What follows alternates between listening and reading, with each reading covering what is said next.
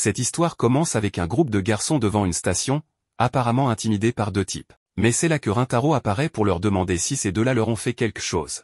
Les deux lâches s'enfuient à toute vitesse dès qu'ils le voient. Rintaro est notre protagoniste, et il demande aux garçons ce qu'ils faisaient à s'attirer des ennuis. Le roux, Chouet, lui explique qu'ils n'ont rien fait et que ce sont ces types qui sont venus leur demander s'ils connaissaient un grand blond, car apparemment il aurait aidé l'un des leurs ou quelque chose comme ça. En chemin, on nous présente aussi Saku et Hayato.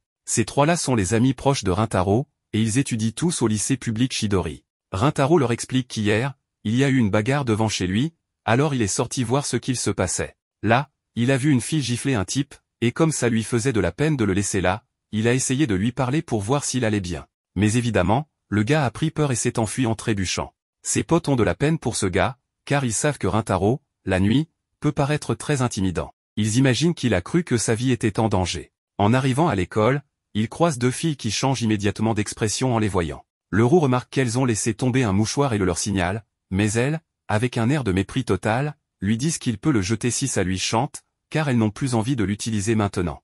Une interaction clairement désagréable, mais les garçons décident de ne pas y prêter attention et vont en cours. Pour comprendre un peu mieux tout ça, il faut savoir qu'il existe le lycée privé féminin Kikyo, une prestigieuse école pour filles avec beaucoup de tradition. C'est là que les filles de tout à l'heure étudient. Les garçons, eux, viennent du lycée public Chidori, une école de délinquants et de ratés. Kikyo méprise ouvertement Chidori, d'où la réaction des filles. Le protagoniste, par exemple, n'a jamais vu l'intérieur de leur salle de classe, même si elles sont juste à côté. Mais quand il obtiendra son diplôme, il n'aura plus rien à voir avec ces gens. Le roux l'invite à aller au karaoké après les cours, mais le protagoniste vient de lire un message lui demandant de s'occuper de la boutique l'après-midi, alors il décline l'invitation.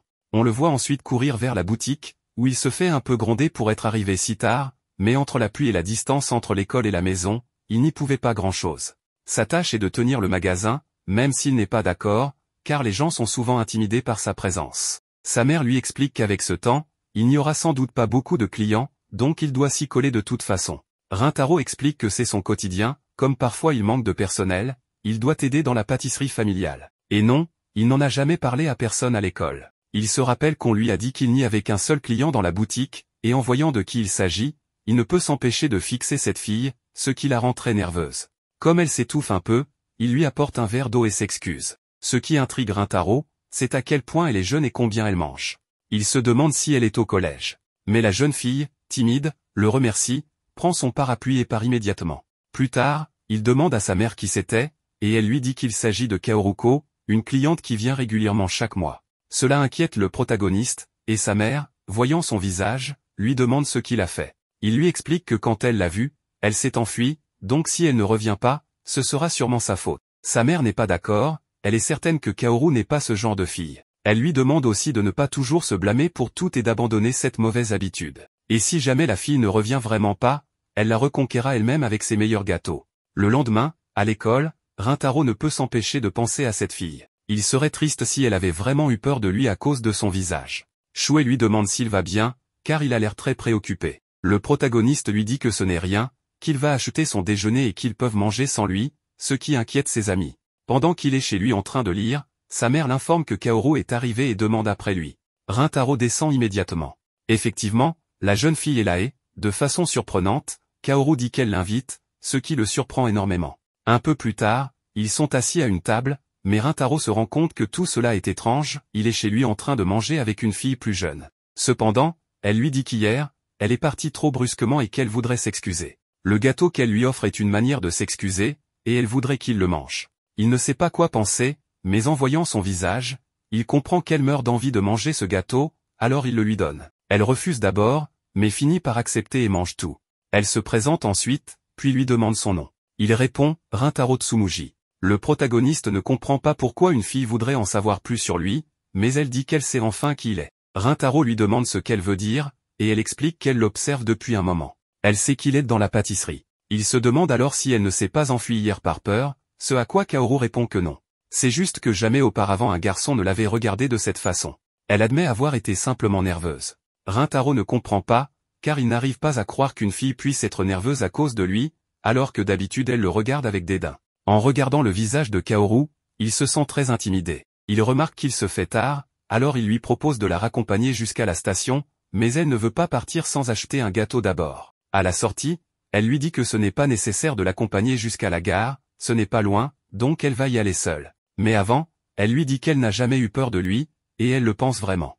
Ils espèrent se revoir bientôt. Mais cette scène est observée par les deux types de l'autre jour. Rintaro monte dans sa chambre, perdu dans ses pensées. Il repense à son passé, à toutes ces fois où ses camarades disaient avoir peur de lui, qu'il faisait peur, que ça n'avait aucun sens qu'une famille aussi gentille tienne une pâtisserie quand leur fils a l'air aussi effrayant. Il a toujours vécu ça, jusqu'à ce que Kaoru lui dise ce qu'elle lui a dit. Sa mère entre dans sa chambre par accident pour lui parler du gâteau de Kaoru.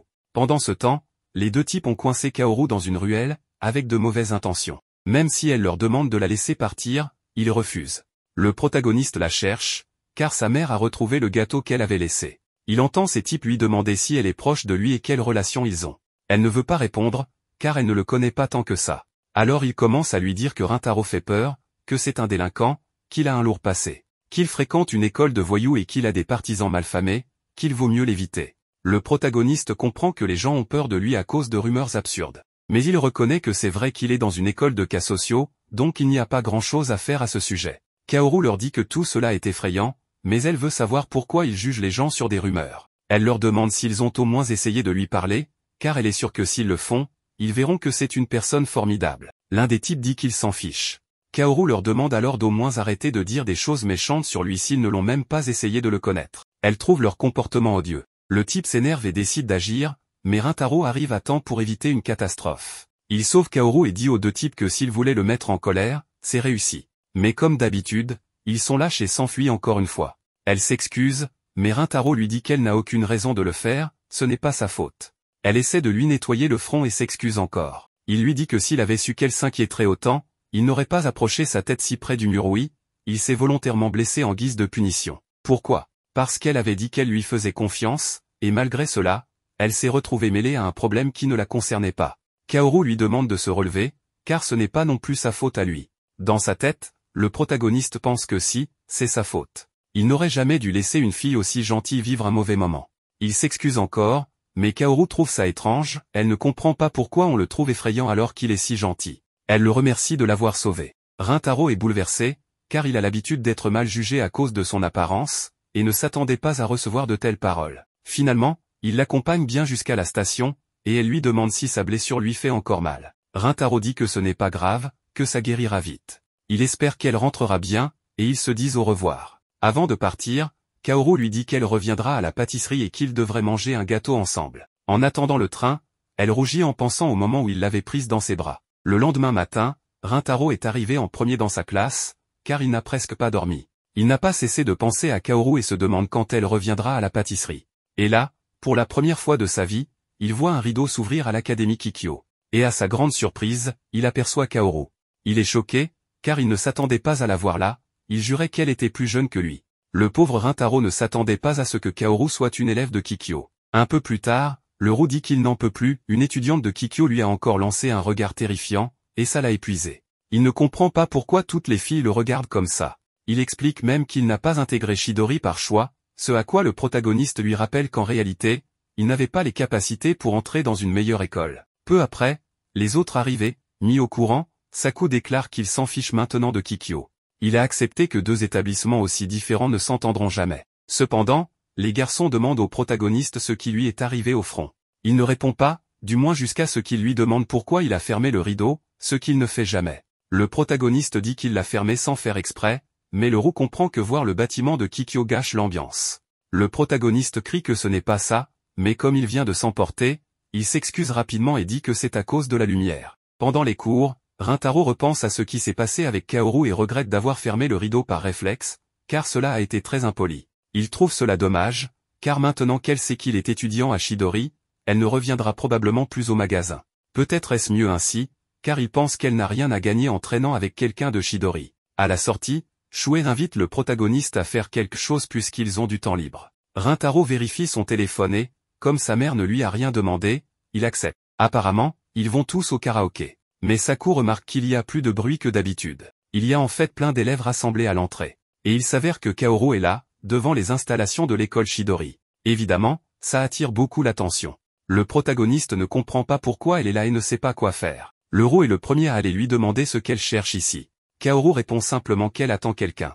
Shuei, toujours amer envers les filles de Kikyo, lui parle très mal. C'est là que le protagoniste intervient pour lui demander d'arrêter. Il veut savoir qui Kaoru attend. Il semble en colère, mais non, il se met en réalité à pleurer de jalousie. Il crie comme un gamin que, même s'il n'aime pas Kikyo, il est jaloux qu'une fille attende son petit ami devant Chidori. Il veut lui aussi une copine. Les camarades de Kaoru viennent la chercher, ne comprenant pas ce qu'elle fait là. Certaines filles de Kikyo disent même avoir peur de s'approcher, de crainte d'attraper la stupidité des élèves de Chidori. Alors qu'elle l'emmène, l'une d'elles bouscule le protagoniste. Le roux lui dit qu'elle pourrait au moins s'excuser, mais leur mépris est énorme. Sur le chemin du retour, Shuei ne comprend pas pourquoi on se défoule toujours sur lui. Hayato demande ce qu'il en est de cette fille. Le protagoniste se demande si elle est venue pour lui, ce qui serait bizarre. Shuei lui demande ce qu'il a, car il fait une drôle de tête. Les autres disent qu'ils ne l'ont jamais vu comme ça, c'est plus effrayant que d'habitude. Rintaro leur demande d'arrêter, il continue de marcher, mais lui se demande s'il a été heureux de ce que Kaoru a fait. Il sait que penser à ça ne mène à rien. Peut-être qu'il ne la reverra plus jamais, et c'est sans doute mieux ainsi. Plus tard, ils sont tous au karaoké, s'amusent bien. Un ami demande à Rintaro s'il a choisi la prochaine chanson. Il dit que ça ne saurait tarder. Mais l'autre sent qu'il y a quelque chose, alors il lui demande directement s'il se passe quelque chose. Les autres aussi le trouvent étrange aujourd'hui. Saku précise que s'il y a un souci, ils sont là pour l'écouter. Il remarque aussi que la blessure au front n'est pas anodine. Le protagoniste ne sait pas s'il doit leur dire la vérité, car il craint leur réaction classique du genre « on ne devrait pas fréquenter les gens de Kikyo ». Finalement, il décide de ne rien dire et affirme qu'il va bien. Ses amis ne sont pas insistants, ils lui disent juste de parler si jamais il a besoin. Seul Saku semble encore soupçonner quelque chose. Rintaro lui présente ses excuses pour l'avoir inquiété. En sortant du karaoké, il remarque que la pâtisserie est encore ouverte, alors qu'elle aurait dû fermer. Et bien sûr, en entrant, il découvre que Kaoru l'a attendu tout ce temps. Il lui demande ce qu'elle fait là.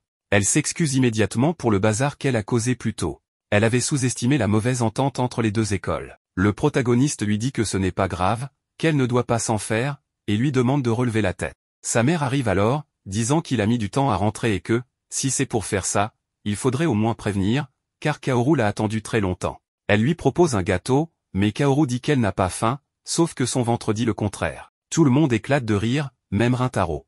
Il lui demande de rester pour manger un peu de gâteau ensemble. Rintaro la regarde manger avec un bonheur visible. Kaoru lui demande si son ami va bien, elle parle de Shuei. Le protagoniste répond qu'il est solide. Mais il veut aussi savoir pourquoi elle était à l'entrée de Chidori. Kaoru dit sans problème qu'elle voulait juste le voir, même si elle promet de ne plus faire ce genre de choses impulsives. Le protagoniste dit que ce n'est pas grave, qu'en fait, il s'est senti bizarre, et un peu heureux de la voir. Il réalise qu'il en a trop dit, devient très gêné et lui demande de faire comme s'il n'avait rien dit. Kaoru refuse, mais ça crée quand même un moment un peu gênant. Rintaro avoue qu'il pensait qu'elle ne reviendrait jamais à la pâtisserie. Elle est surprise et lui demande pourquoi il a cru ça. Il dit que c'est évident, elle est de Kikyo et lui de Chidori. Il pensait qu'elle n'aurait plus envie de le voir. Kaoru prend son courage à deux mains et lui dit qu'elle aussi a été heureuse.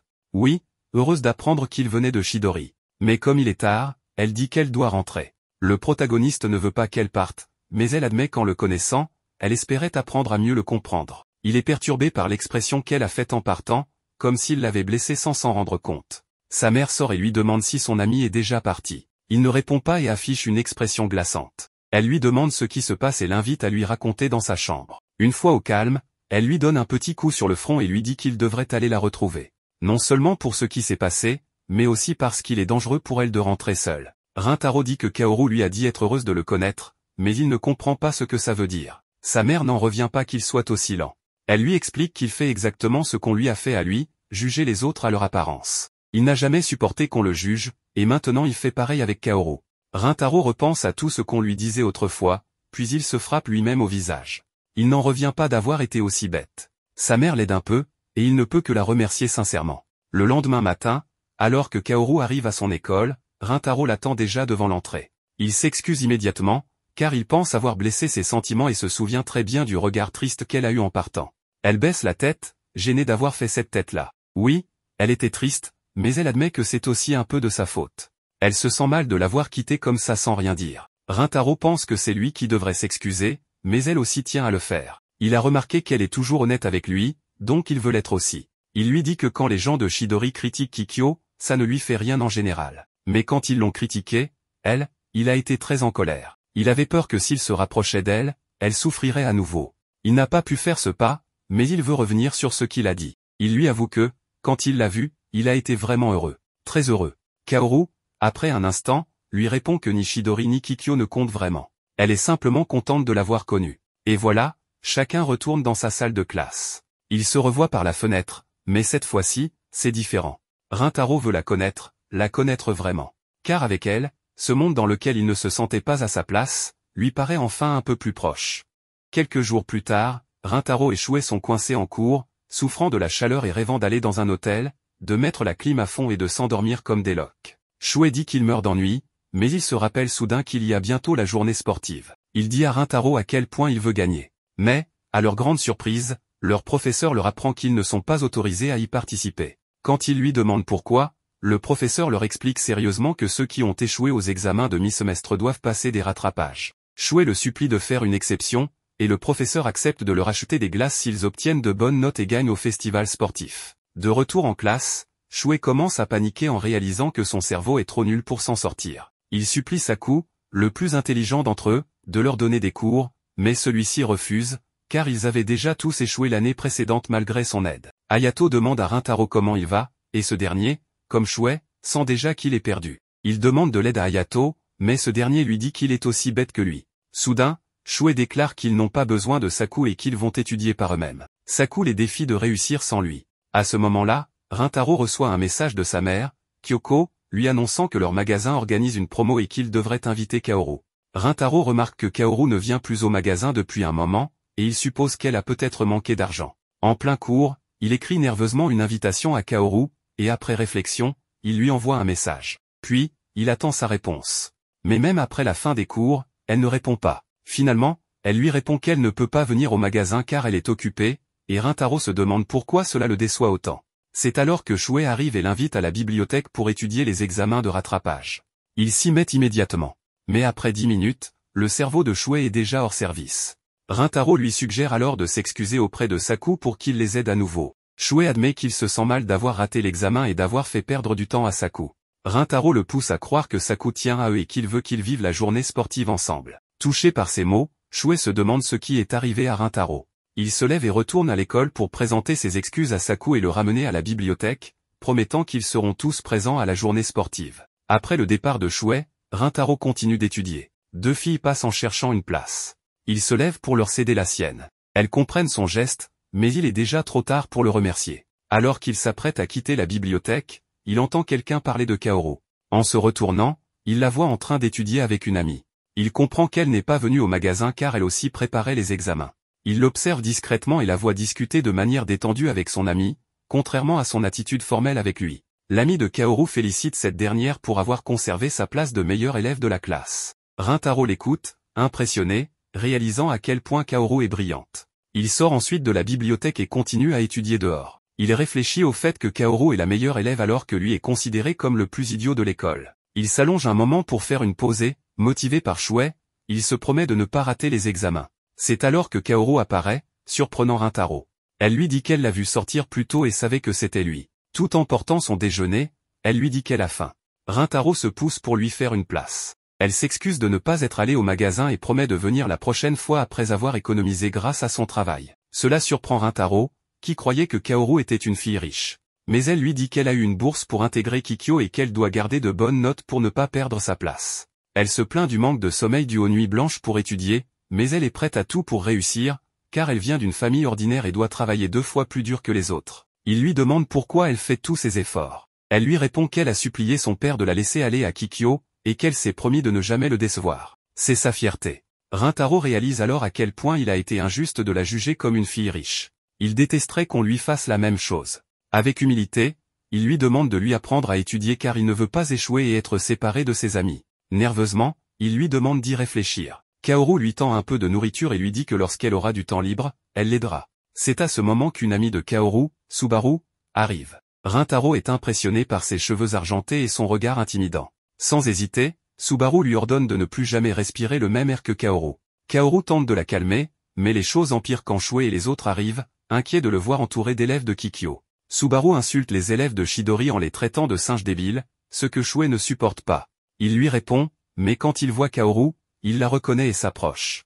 Rintaro l'en empêche, tout comme Subaru empêche Kaoru de s'approcher. Chouet ne comprend pas pourquoi Rintaro l'a repoussé, et Rintaro lui-même est surpris d'avoir agi sans réfléchir. Subaru emmène rapidement Kaoru en disant qu'elle ne veut pas qu'elle traîne avec les élèves de Chidori. En entendant cela, Saku ne peut pas se retenir et l'insulte violemment. Rintaro intervient pour arrêter Saku, mentant en disant que c'est lui qui avait effrayé Kaoru l'autre jour. Shuei et Hayato sont confus, car c'est en réalité Shuei qui l'avait effrayé. Shuei s'approche alors et présente sincèrement ses excuses à Kaoru. À la surprise générale, Kaoru s'incline devant Shuei et s'excuse de les avoir tous mis mal à l'aise. Subaru essaie de l'en empêcher, mais Kaoru exige qu'elle s'excuse auprès de Rintaro avant de partir. Subaru refuse et s'en va, et Kaoru s'incline une dernière fois avant de la suivre. Les garçons sont partagés après avoir vu à quel point une fille de Kikyo peut être gentille. Ils se tournent vers Saku, qui les avait défendus. Il dit qu'il ne supporte pas que ses potes se fassent manquer de respect par une pétasse aux cheveux argentés. Pendant ce temps, Subaru réprimande Kaoru pour avoir présenté ses excuses aux garçons de Chidori,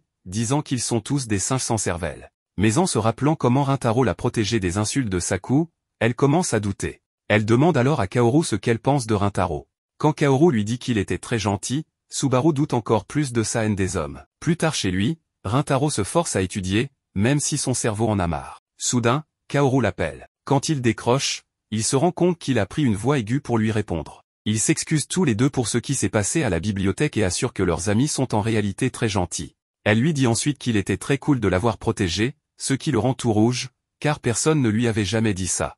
Ils parlent alors de leur future session d'études. Mais Rintaro remarque qu'elle est toujours très formelle avec lui. Il lui demande pourquoi. Kaoru lui dit simplement qu'elle n'est qu'une cliente de son magasin.